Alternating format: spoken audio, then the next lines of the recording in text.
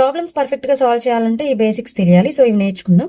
7 bracket ఉంది అంటే into అన్నట్టు, plus into minus minus, 7 minus 6 1, minus 8 plus into minus minus 2, minus 8 minus 2.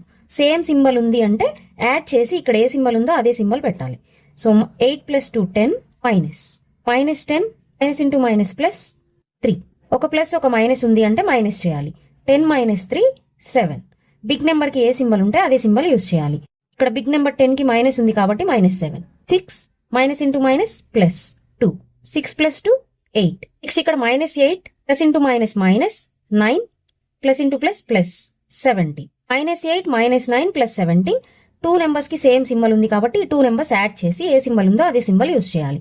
8 plus 9 17. ఇక్కడ minus ఉంది కాబట్టి మైనస్ 17, మైనస్ 17 ప్లస్ 17, 17 మైనస్ 17 0.